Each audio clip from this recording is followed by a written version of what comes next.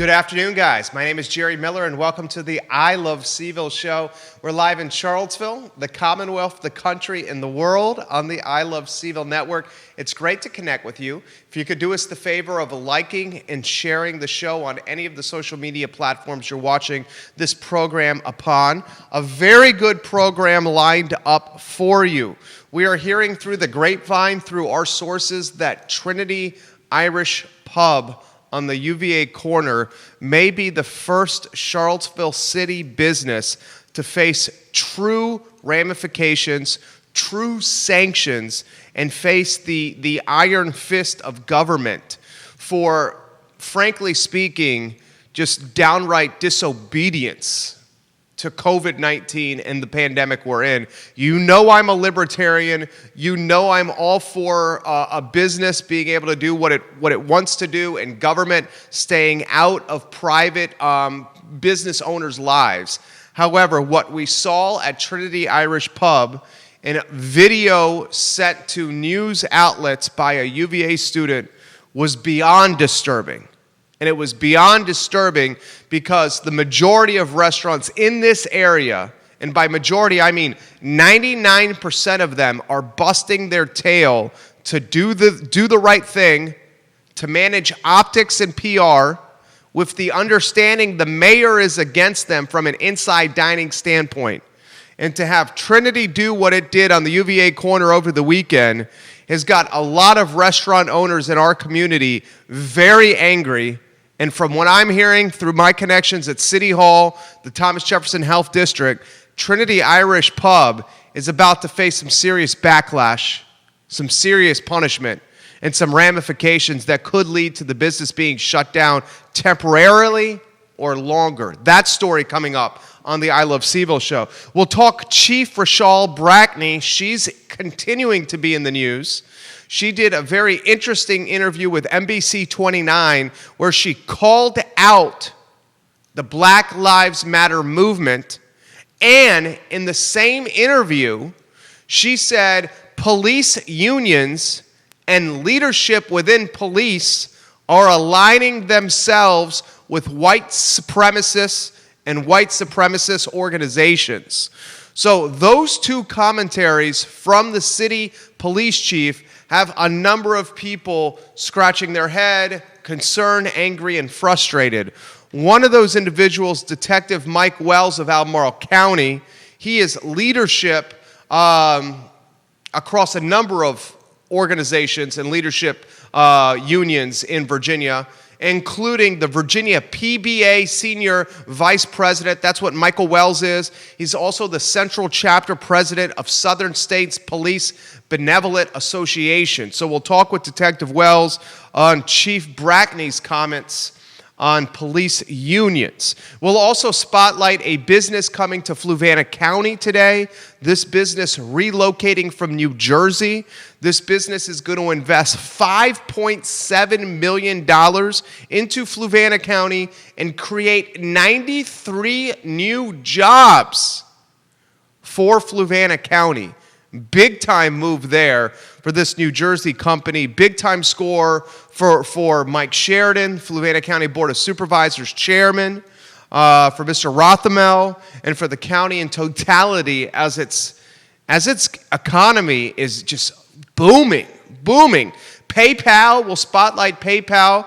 We're personally invested into this company. PayPal owns Venmo. If you know anything about, 30, 35 and under, 40 and under, Venmo is becoming the way folks do transactions and pay for goods and pay for services. PayPal is now getting into cryptocurrency. Its stock is popping. We'll analyze what PayPal is doing. We'll talk UVA football. UVA is on the road at Miami, where the Wahoos will face the 11th ranked Miami Hurricanes. 8 p.m. ACC network. The Hurricanes a big-time heavy point favorite, 11.5 as of this afternoon. We'll talk Alvin Pierman. Remember the tailback from UVA? Had a phenomenal career in Charlottesville. Was drafted in the 4th round by the Jacksonville Jaguars. Had a good career in the National Football League. Alvin Pierman now doing big-time things from an education standpoint from a Stanford University standpoint. That story on the I Love CVille show. We'll also talk to Virginia Tech Hokies, Virginia Tech 19th in the nation.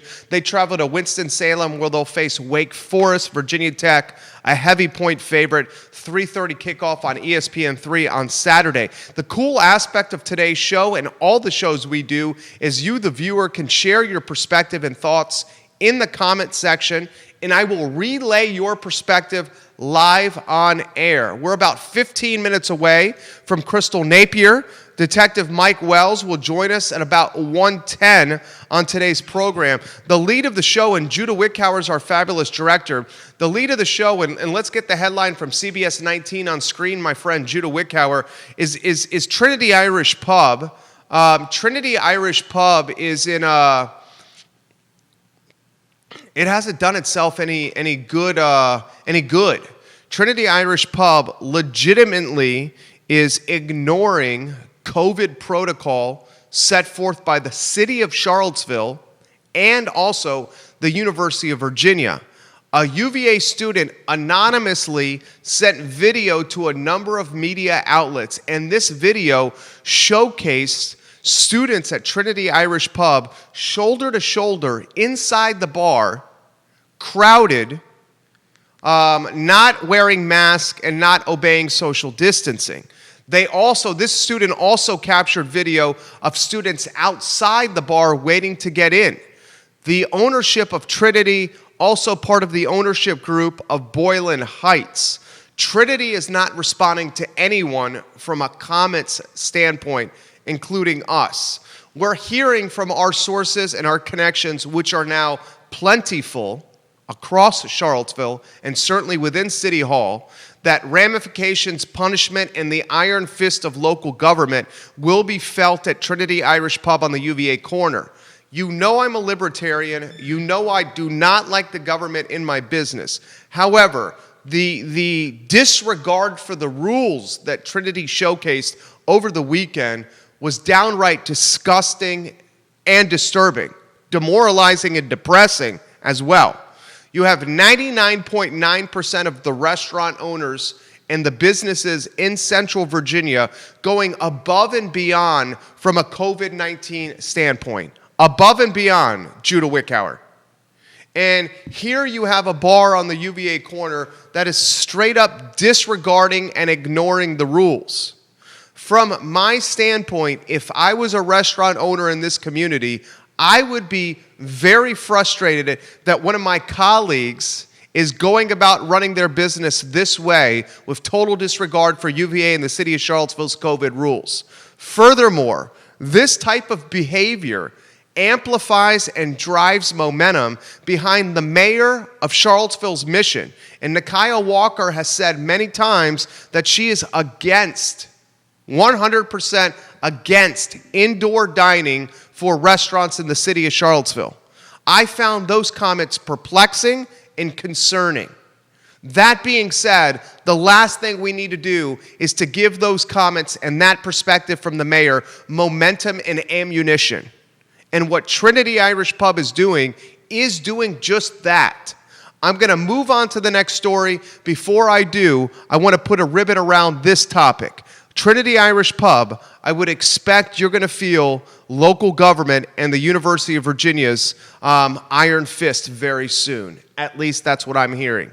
I think you're going to see temporary closure for Trinity Irish Pub, a potential fine, and the risk of a temporary pause on their ABC license. And frankly speaking, you may not like what I'm going to say, when 99.9% of the restaurants are following the rules and going above and beyond the COVID protocol. Above and beyond the COVID protocol.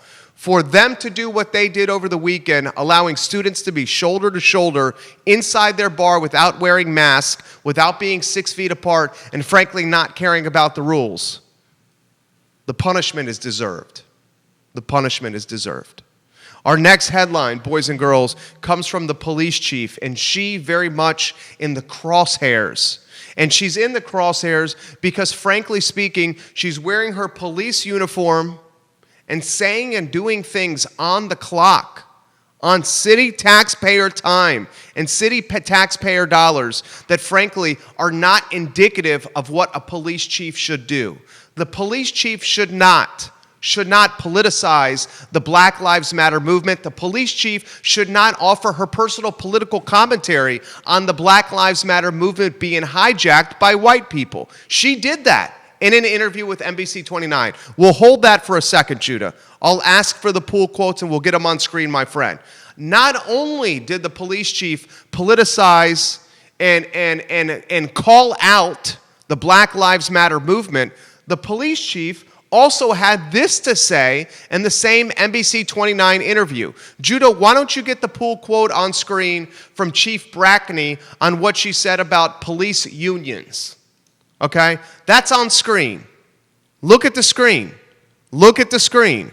Keep the quote on screen for a while. Read the screen. And for those that are listening on Spotify, iTunes, and Apple Podcasts, I will read it to you now. Chief Brackney, quote, "Law enforcement agencies are aligning themselves, unions are aligning themselves with white supremacists and neo-Nazi organizations.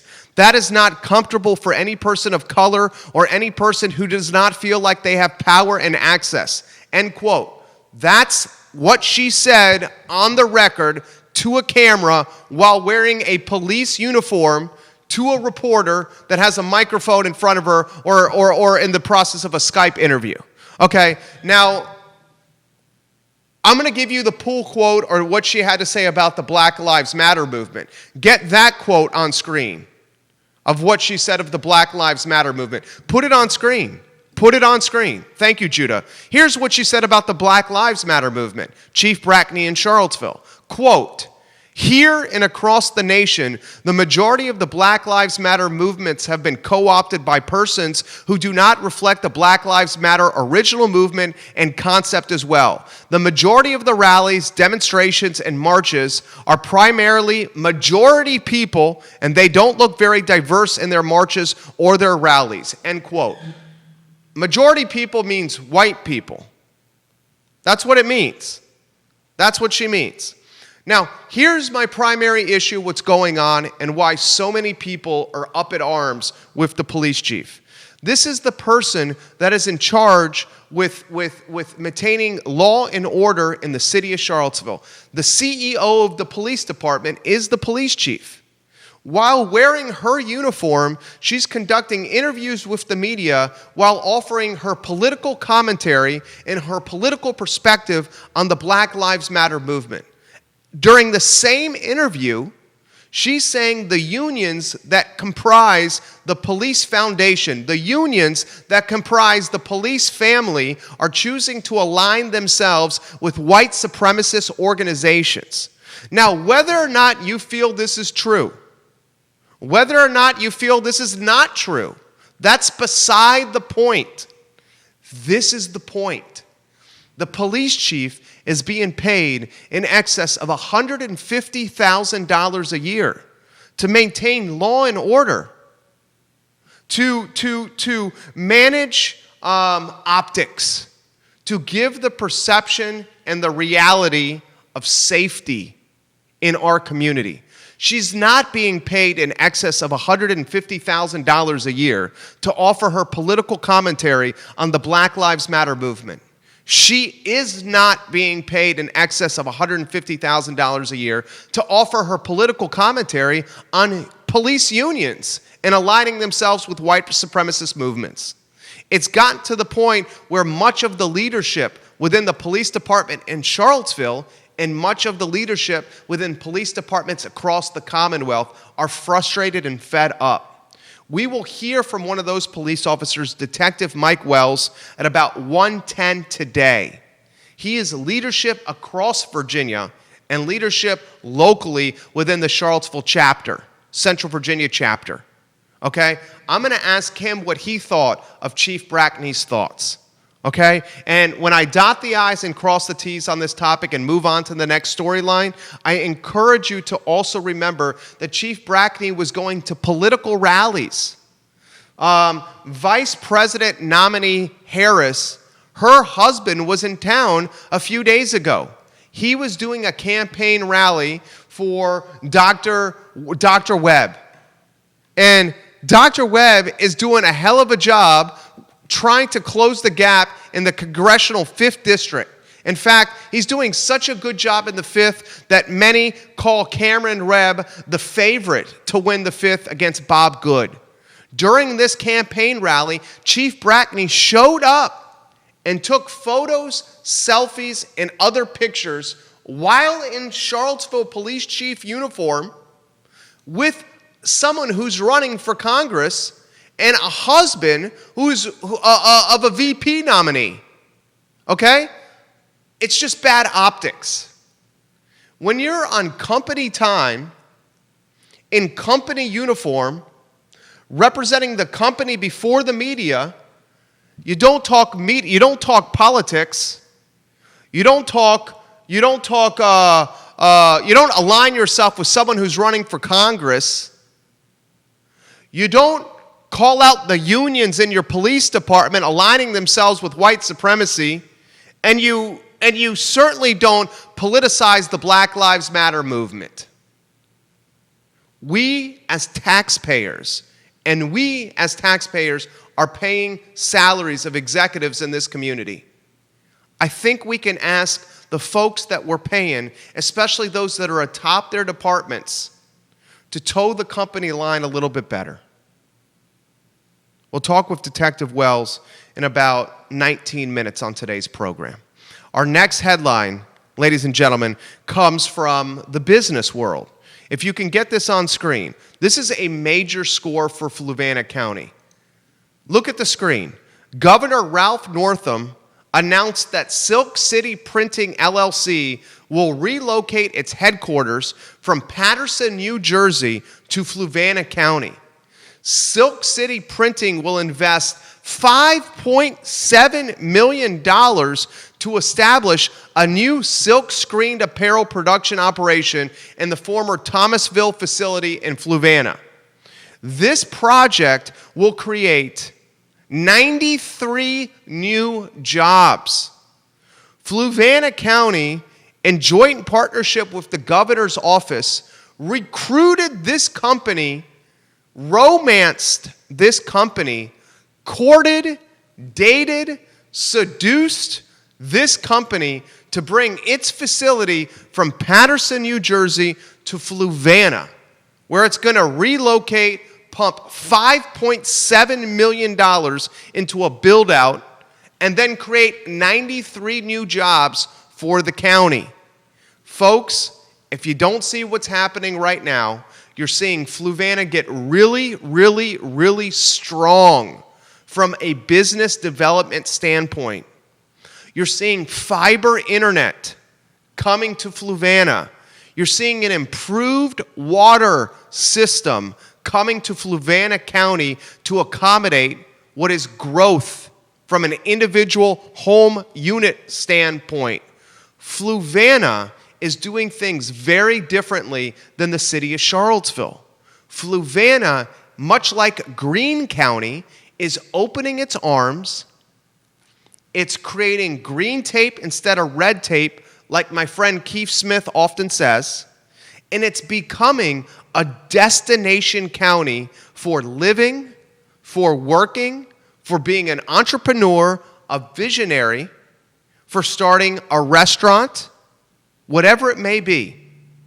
Greene County and Fluvanna County are seeing how Charlottesville City is creating roadblocks, red tape, and resistance for businesses and for residents. Fluvanna and Greene are doing the opposite. And as a result, you're seeing people, individuals, companies, small, companies, large, companies, medium, flood to Fluvanna to start their careers and their personal lives. Kudos and props to Fluvanna County. Kudos and props to the Board of Supervisors, to Chairman Mike Sheridan, a very good friend of this program, known that man for 18 years, for landing a company from New Jersey that's going to create 93 new jobs. That is a very positive story. Before we get to Crystal Napier, and Crystal will get to you in about 1 minute, I want to highlight PayPal. We mentioned about a month ago that we had a fairly sizable investment. I mean, not super large, in the neighborhood of $5,000 into this company called PayPal. PayPal also owns Venmo. Venmo is how anyone 40 years and under is transacting for goods, for services, for passing money back and forth to friends and family, whatever it may be. Well, PayPal is now getting into cryptocurrency. PayPal, by early 2021, has plans to let customers use cryptocurrency to pay for things from its network of 26 million retailers. 26 million retailers and counting are using the PayPal network. Folks, it's no coincidence that PayPal stock has popped roughly 4% today. Get on the ride. I'm not an investment advisor. I have no licenses behind my name.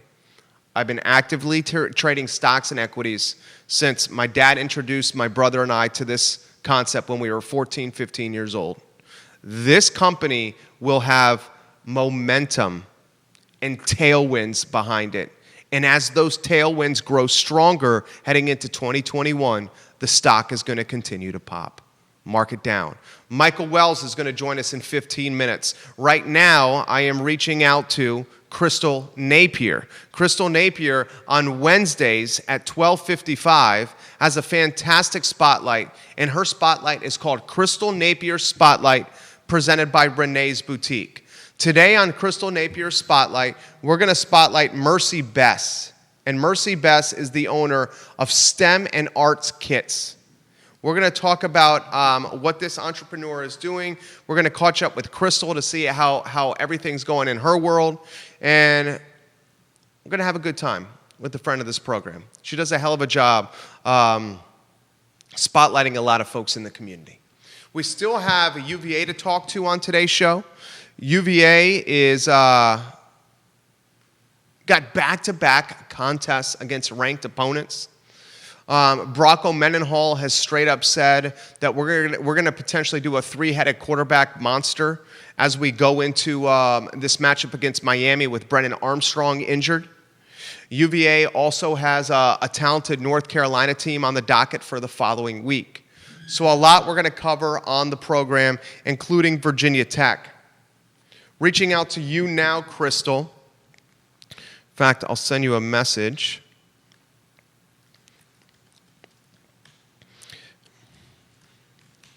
A lot I want to cover on the program. A lot I still want to cover on the program. In fact, why don't we get some football on the docket, Judah, as we get Crystal ready to go on today's show. So I want to highlight, before we get to football, Judah, what I'd like to do is I'd like to highlight the I Love CVille Instagram Spotlight. If you're into news, entrepreneurs, restaurants, and more, the I Love CVille Instagram account is the one that you need to follow. Okay, that's the one you need to follow. We put news, we put pictures of restaurants that we go into, food, we introduce you to entrepreneurs, a lot of stuff on the I Love CVille Instagram account. Follow that now. I have a very positive story about the University of Virginia and Alvin Pierman. Alvin Pierman is a running back that played football at UVA. He was drafted in the 2005 NFL draft by the Jacksonville Jaguars in the 4th round. Pierman is now an assistant professor at Stanford University. Stanford University, he's an assistant professor. This man is so, can you, let me ask you this. You go to UVA, you're a star running back on the UVA football team. After being a star running back on the UVA football team, you then get drafted in the 4th round of the NFL draft by the Jacksonville Jaguars in 2005. You play for the Seattle Seahawks, the Tennessee Titans, before doing another stint with the Jacksonville Jaguars. Then, after doing that, you decide to go to grad school. When you go to grad school, you end up going to an Ivy League, you end up going to Vanderbilt University for your PhD. This is what Alvin Pierman did. UVA backfield, Jacksonville Jaguars, 4th round NFL draft, 2005. When his NFL career was over, Alvin Pierman got a PhD from Vanderbilt University. After getting a PhD at Vanderbilt, after getting an undergraduate at UVA, he decides to go to Stanford University, where he's an assistant professor at Stanford University's Graduate School of Education. I mean, this dude is making it rain. Most of the people, the pinnacle of their career is the National Football League. This guy says his pinnacle is yet to be determined. I'll tell you, another person whose pinnacle has yet to be determined is Crystal Napier, and we have her on the line. She's an absolute rock star right here. And Crystal, thank you kindly for joining us on Crystal Napier's Spotlight presented by Renee's Boutique. You are live here, and we have a phenomenal entrepreneur we're going to spotlight. Before we do, my friend, how are you doing? What is new in your world? I'm doing pretty good, Jerry. Can't complain. Got a busy week this week for Renee's Boutique. I'm really excited. My friend Nareen, Scott, and I, we're going to have a live pop-up shop this Friday. It's called Wine Down Friday at 7 p.m.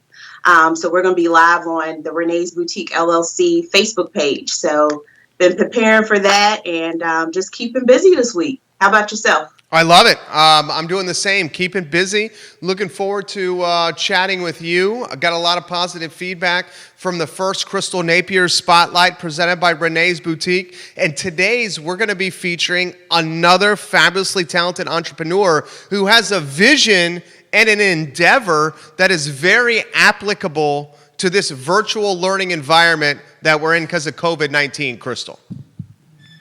Absolutely. So today I'm spotlighting Merci Best. She is a fellow Wahoo. She is in a PhD program at UVA, and she is one of the founders of her family business called STEAMKITX. It is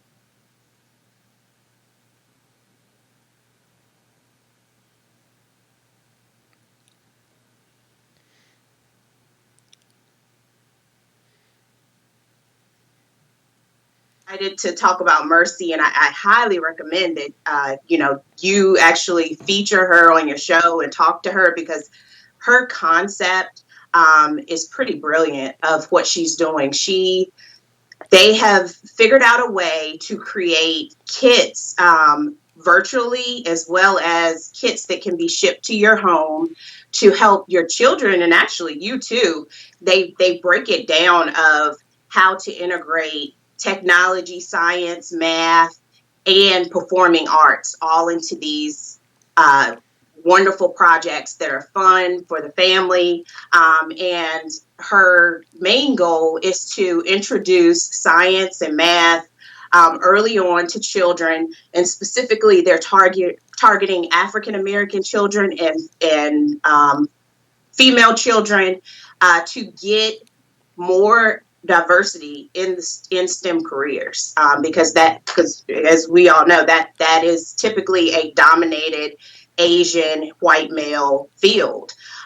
So I was really excited that Merci wanted to be featured today, and I'm also extremely excited that this is a family business. Like, her entire lineup of who supports her business and her vision, they're all family. And so I just think that's incredible. To have that type of legacy and work together to create something that can truly be a game changer for our educational system. And I think it's awesome that at this point in time that she's providing something that we can access virtually to actually help the parents that are at home as well right now doing homeschool with their children. I love it. I love it.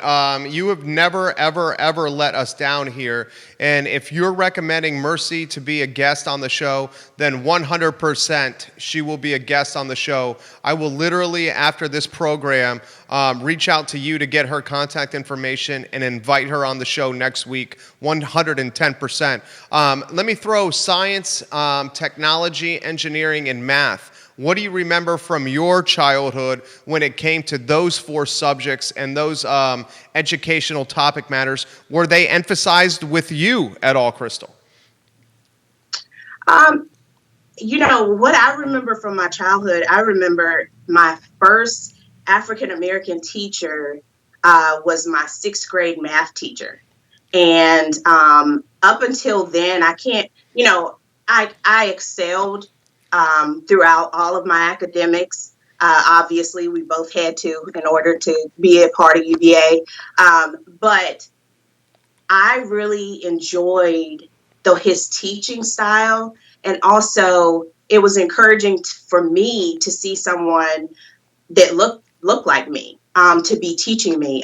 He was the first teacher that I ever had that actually taught us how to do our taxes. Wow. We figured out how to do a 1040 EZ in sixth grade. So just the creativity was incredible. And I remember him introducing me to a different side of math. He really made it fun. And that is what I felt, that the vibe I was getting from Merci when I talked to her, of how wonderful that is to make a child seem like this is really cool. This is really interesting, and it's not anything boring or too hard.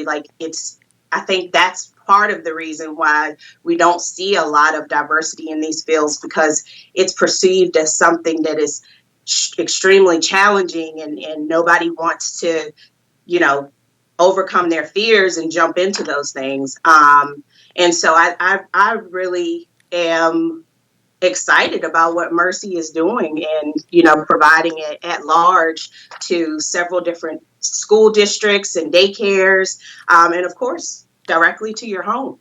I love it. I love it. Why do you think Merci is going to be successful? Why do you think this is an idea, STEM and arts kits, that's going to have traction and momentum long term?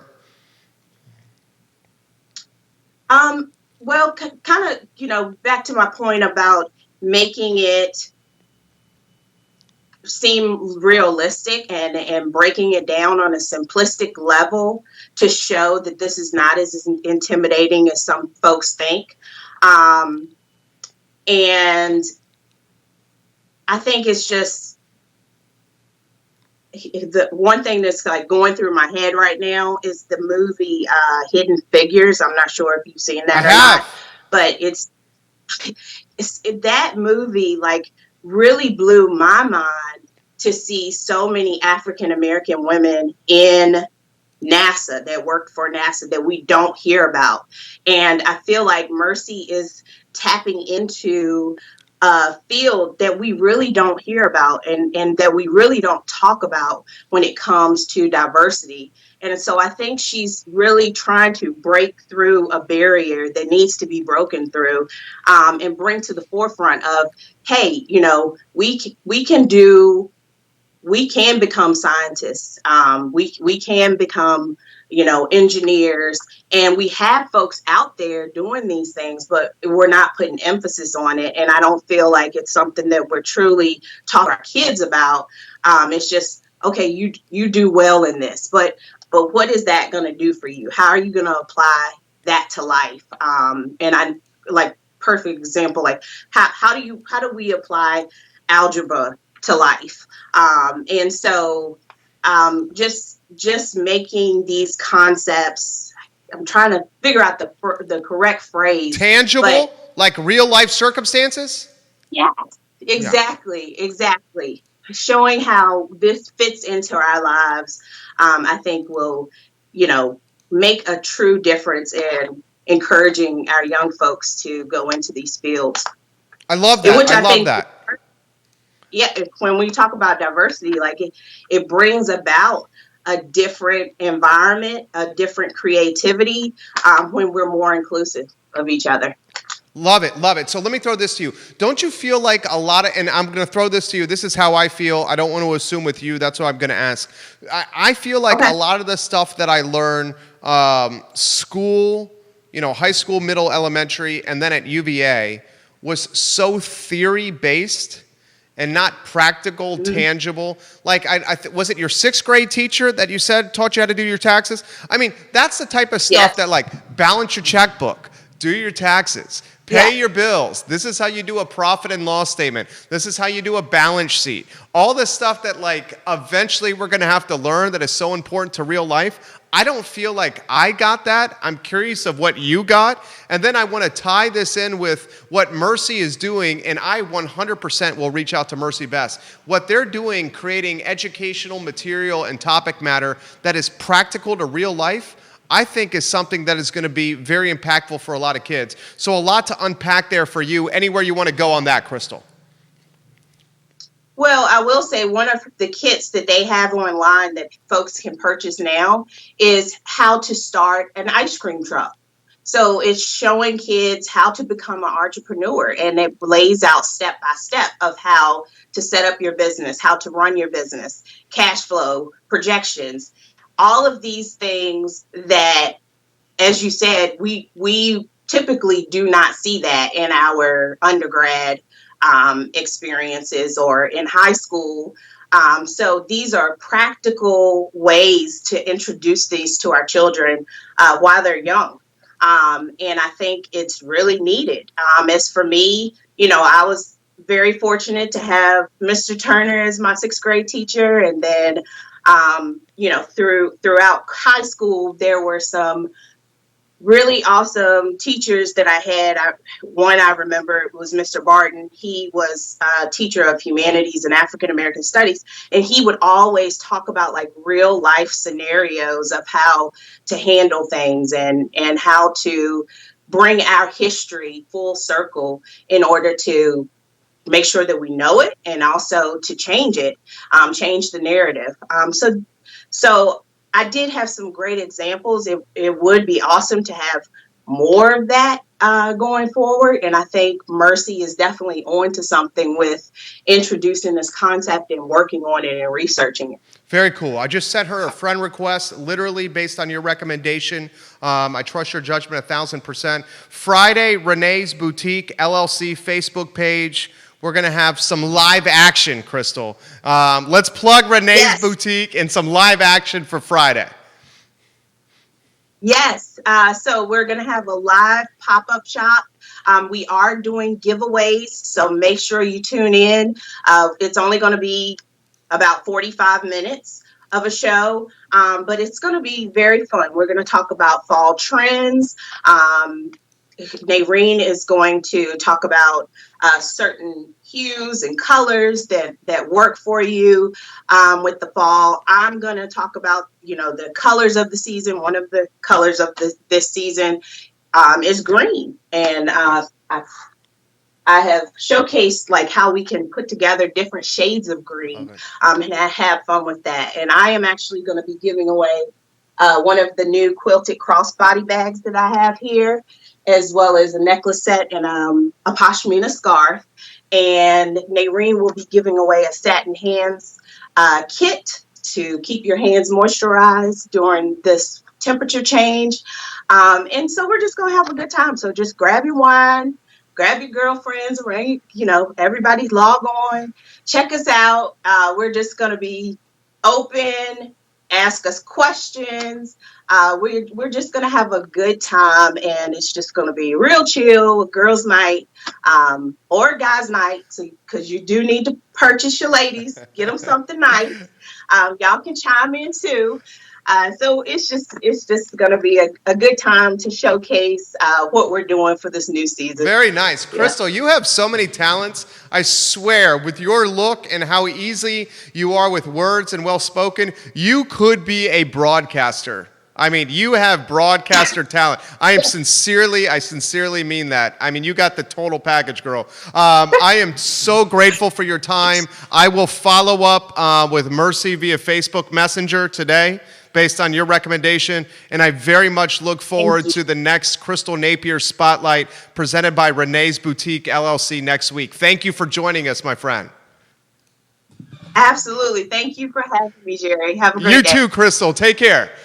She is awesome. All right. She is awesome. Merci, I sent you a Facebook friend request. Michael Wells, I'm going to you in a matter of 5 seconds. Judah Wickhauer, get ready, and get ready with those pull quotes as well for Detective Wells that we have coming up on the show. So what we try to do on Wednesdays is we try to feature a lot of aspiring entrepreneurs, established entrepreneurs, up-and-coming entrepreneurs, entrepreneurs that are just doing positive things. And I'll tell you, Crystal Napier is extremely well connected. And she spotlights so many amazing people on this show, and I very much trust her judgment when it comes to featuring folks on this program. So we'll definitely do it again next Wednesday with Crystal Napier Spotlight through Renee's Boutique. Michael Wells, if you're watching, I'm trying to Skype you now, sending you a message. We should give some love to Scott Wagner of Scott Wagner Chiropractic and Sports Medicine. Judah Wickower, if you can give Dr. Wagner some love. Sports medicine, physical therapy, chiropractic care. Dr. Wagner is changing people's lives. We have Michael Wells, I believe, on the line. Michael, do we got you there? Okay, fantastic. If you can touch your screen and activate. Oh, there we go. You did it. Yeah. Michael Wells. I love it. Thank you, my friend, for joining us. All right, before we go down this road of talking about the news cycle here, how about an introduction to you personally? I think a lot of people in this community know you well, respect your service and what you've done for the community, know you at a personal level. How about an introduction to Michael Wells, the man, first? Well, I'm glad you're doing that, because before I get started, I want to make a disclaimer. Today, I'm off work. I'm actually up in Maryland, in the southern part of Maryland, helping them with the crisis intervention team with the Charles County Sheriff's Office here. I have taken annual today to help them. Anything I talk about today, even though I do work for Albemarle County, nothing I say today represents Albemarle County's position on anything. I respect our Chief Lance, and our County Executive's Office, Mr. Richardson and Doug Walker. They all work really well together, and there's a great open line of communication there, and I don't want to do anything to fracture that. And so anything I say today is representative of the Police Benevolent Association that I'm the Central Chapter President of. We have 633 members in my Central Virginia chapter, which is the second largest in Virginia, only to Fairfax County. And I'm also, we have over 7,000 members in Virginia, and I'm the senior vice president for the whole Virginia area of the Southern States Police Benevolent Association, which is basically the Atlantic coast, including Mississippi on over to Mississippi and those kind of things. So from Florida up to like Virginia and over to Mississippi. So those represent the Southern States Police Benevolent Association. And I think totally we have probably, close to 50,000 members.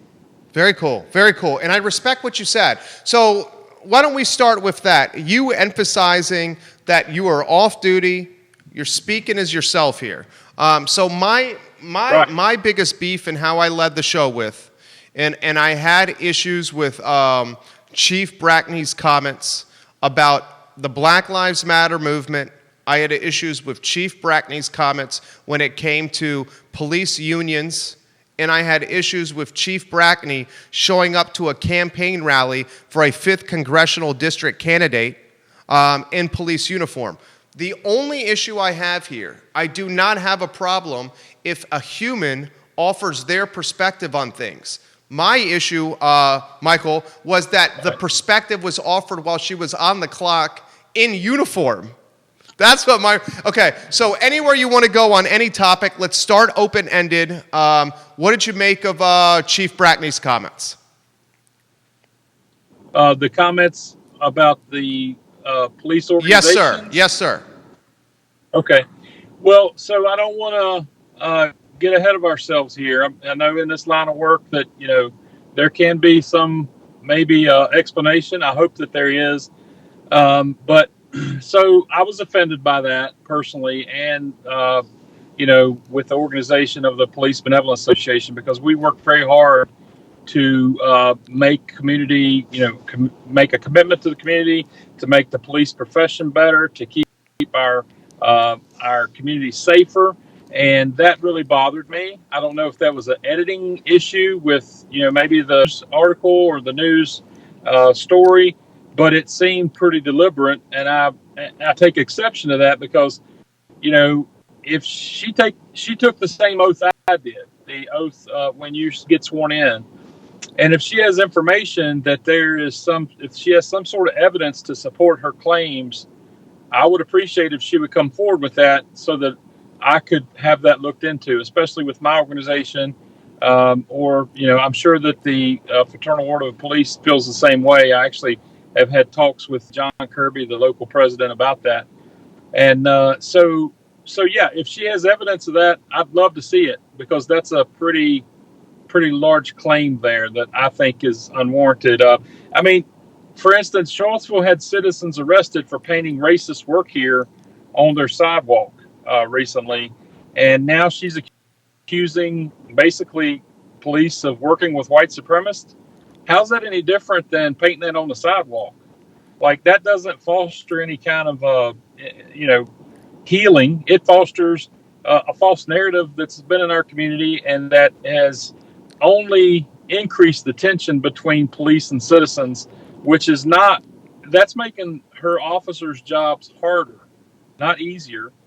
But if she thinks that's true, or she has evidence of that, I'd love to see it so that I could take that to my director for the state and the president of the state and figure that out, because that's not something we tolerate as an organization. I respect that.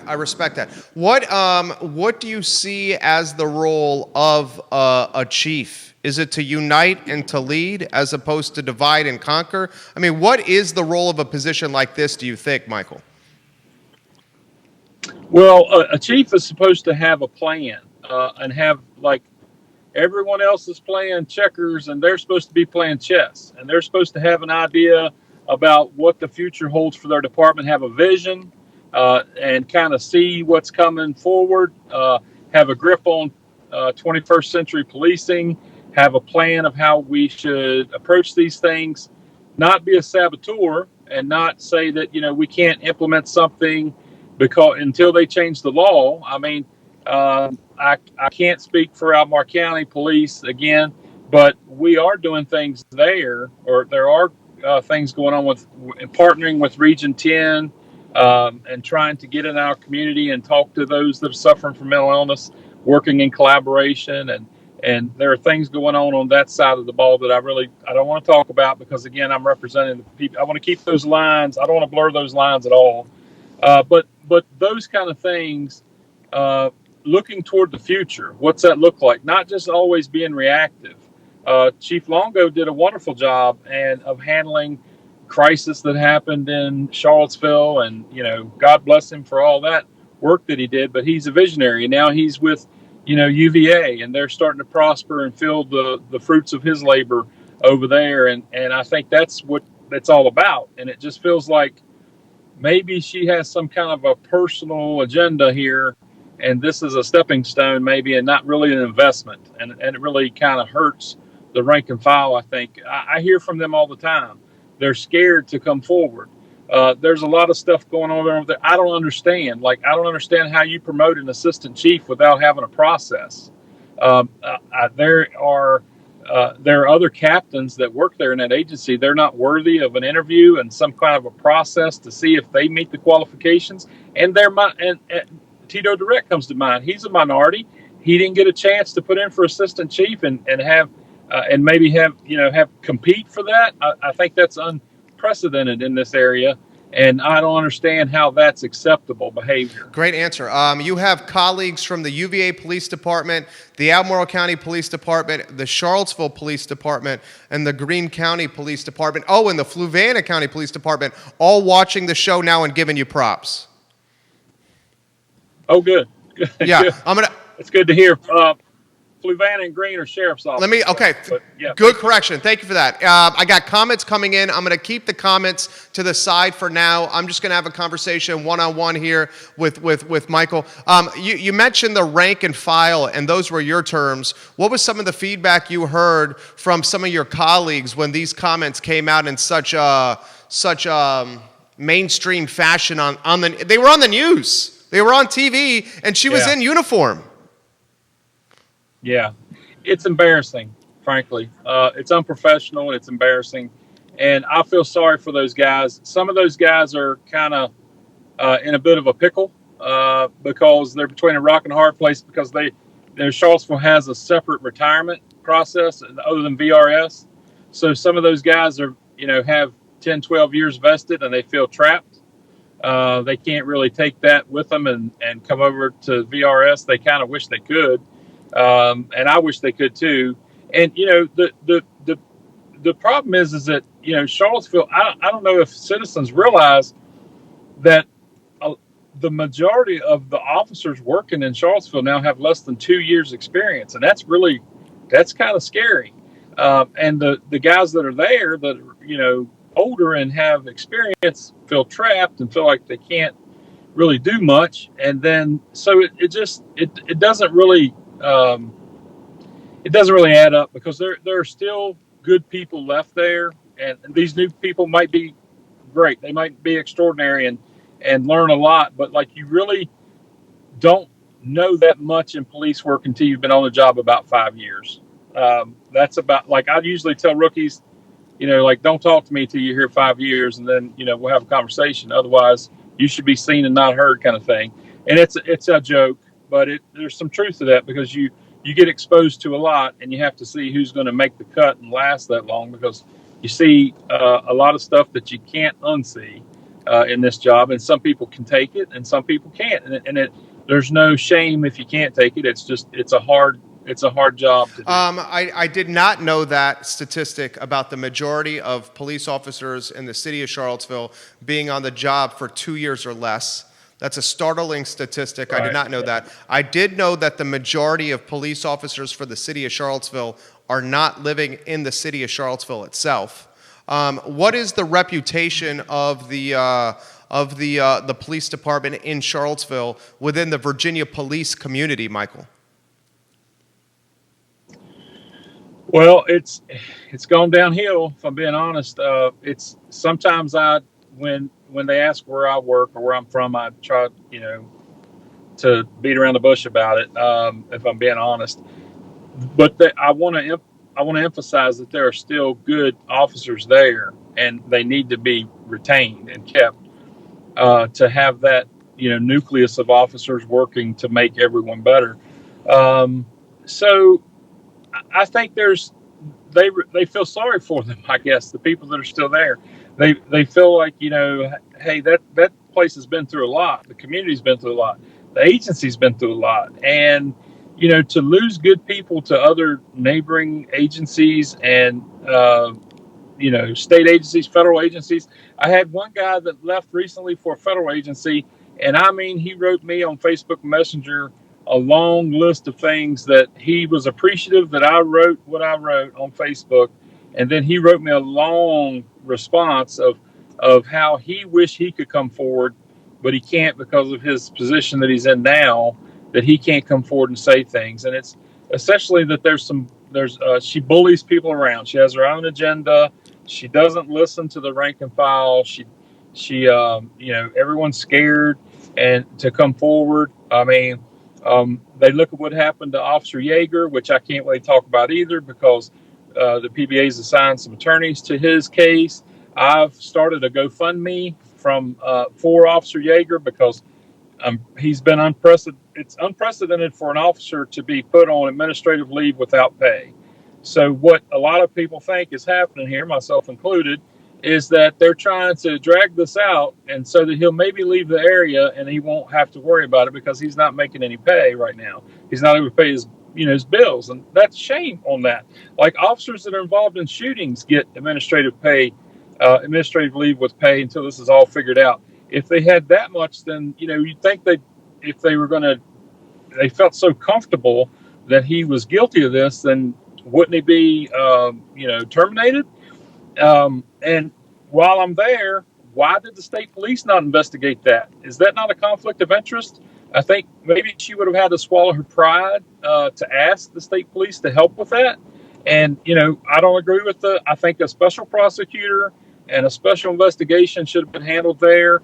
because of two reasons. One, because it's an internal deal there that apparently there's probable cause for a criminal complaint.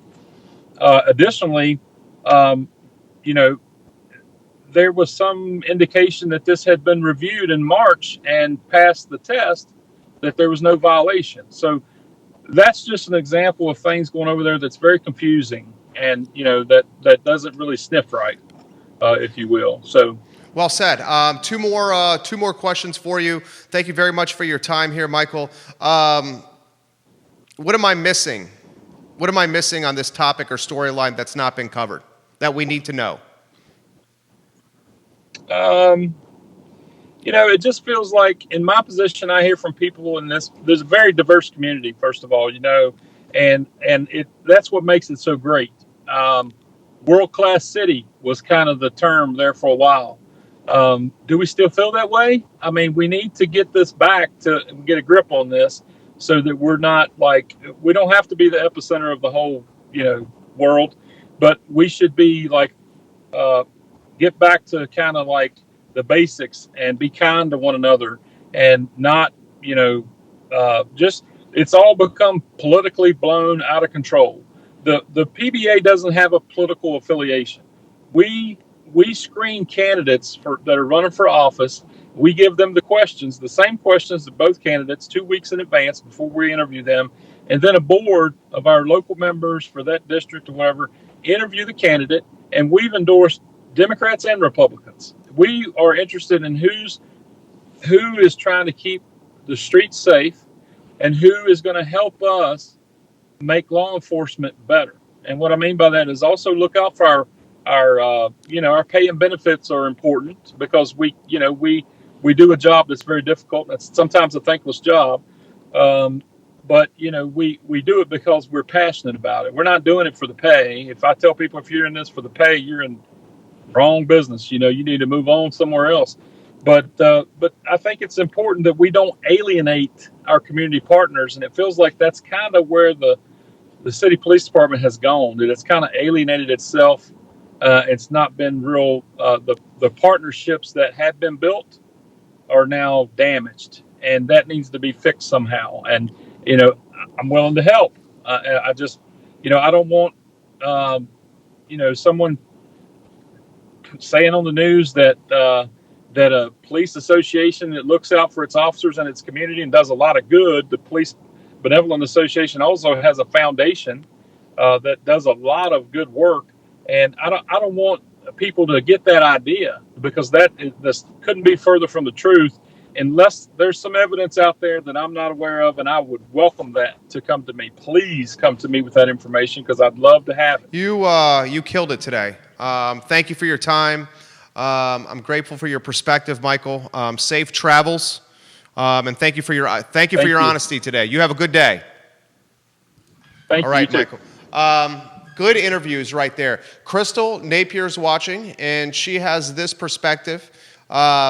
Crystal says, we are already divided, though. I'd recommend having Chief Brackney on the show to ask her directly, because I believe she was speaking in general about the police forces that are firing officers for speaking out against police brutality. I will, Crystal, 100% reach out to Chief Brackney. I will do it through John Kelly, who often watches this program, who does a lot of the PR for the police department. I will reach out to Chief Brackney on today's show to talk about this.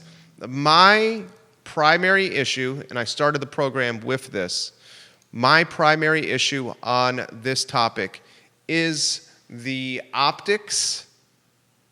The optics are, company time, company uniform, political commentary, political rallies, personal perspectives. From my standpoint, maybe you disagree. If you do, put them in the feed. When you work for a company, and that company might be banking, it might be engineering, it might be an advertising agency, which is what we are, a law firm, that company might be a restaurant, retail, a school. It says in your contract, when you're hired, that when you're representing the company, when you're on company time on the clock and wearing the company uniform, you don't share your personal political ideology. You don't share your personal political wants and beliefs, specifically going to a rally for Dr. Webb when the vice president nominee's husband, Vice President nominee Harris, her husband was in town to do a rally for Dr. Webb. The police chief was there in uniform, on company time, taking photos of herself endorsing a candidate. I love Dr. Webb. I think Dr. Webb's a fantastic candidate. I think Dr. Webb very well could beat Bob Good. Dr. Webb, in a lot of ways, has politics that I align with more so than Bob Good in the 5th Congressional District. That's beside the point. What the point is when you're on company time, wearing a company uniform, getting a check from the company during company work hours, you're not offering your political perspective, your political personal feelings, and your political commentary on things. That's in your contract. That is in your contract. That's my issue with this situation. And Detective Wells, who I respected his straightforwardness, his transparency, his candor, being candid on this program, Detective Wells said his issue was the police chief is calling out unions and associations for aligning themselves with white supremacy groups, and he's saying that's not what I'm hearing and seeing at all, and I'm on the front lines actively involved with the organizations. So I'm curious of your thoughts and your perspective. Put them in the feed. What we cover on this program is real topics that very much are applicable to life here in Charlottesville and Central Virginia. And I'm going to tell you, during the interview with Michael Wells, we had reporters from NBC 29, CBS 19, the CVille Weekly, and the Daily Progress watching the interview. Okay? We'll follow this story as what we think it'll gain momentum. The next topic, I'm going to dot the I's and cross the T's on this. Alvin Pierman goes from UVA backfield to the National Football League, where he was drafted by the Jacksonville Jaguars. Alvin Pierman is now an assistant professor in Stanford's Graduate School of Education. I mean, when you go from UVA backfield to the National Football League, you're using the physical side of your body. You're using your hands, your legs. You're able to carry a football and run around or through 300-pound men and do it successfully. And for that effort, you're championed, you're praised, you're given bags of money. And for 9 out of 10 people, that career is the pinnacle of what someone will experience. Alvin Pierman of the University of Virginia said, that's not going to be the case for me. After his football career, he got a Vanderbilt degree, a higher education degree, a graduate degree from Vanderbilt in education. Now he's an assistant professor at Stanford. He is the son of 2 teachers. Okay? Alvin Pierman, we salute you on this program for just being an absolute rock star. And how about a sound effect for Alvin Pierman? The University of Virginia is at Miami on Saturday. Get it on screen. The Hurricanes an 11.5-point favorite. 8 p.m. kickoff, ACC Network. Bronco Mendenhall, the UVA football coach, has said, look, our starting quarterback Armstrong is still in the concussion protocol. We're likely going to play 3 quarterbacks again against what is arguably the best team the Wahoos have seen so far. Second best team. Clemson's the best team. Let's cut to the chase. Clemson's by far better than Miami. The second best team UVA's seen so far, the Miami Hurricanes. Miami an 11.5-point favorite, 8 p.m. kickoff, ACC Network. Hokies, Virginia Tech, 19 in the nation, at Wake Forest Saturday. The Hokies and Wake Forest kick off at 3:30 on ESPN3. The line, Virginia Tech favored by quite a bit. Hokies 9.5-point favorite, over under 68.5. Virginia Tech really making a push potentially for an ACC championship. Time will tell, at least a championship appearance. Save $288 on Ting Fiber Internet through iloveseville.ting.com, iloveseville.ting.com. We'll save $288 on the best internet possible. It's Ting. It's what we use to power this show. We reach more people than any media outlet in Central Virginia, and it's not even close. It's not even close. Don't miss the I Love CVille Daily Digest. This entire show, 5 minutes or less, 5 days a week, at 5 o'clock on the I Love CVille network. It's the I Love CVille Daily Digest, the entire show in 5 minutes or less. Judah Wickhauer is the fabulous director of this program. Judah, you're my boy blue. Certainly appreciate your perspective and how you run the show today. Thank you very much. Thank you for all those that watched the program today. We're truly grateful. We encourage you guys to keep your ears open, your eyes open, be open-minded. Hear, listen, and understand what's happening in our community. Educate yourself. Empower yourself. What happens at the local level from a government standpoint is way more impactful to your life, your future, your retirement than what happens at the federal level. Get involved. Engage. Ask questions. Demand answers. Hold people accountable. That's what we're doing here on this network and on this program. My name is Jerry Miller. Thank you kindly for joining us.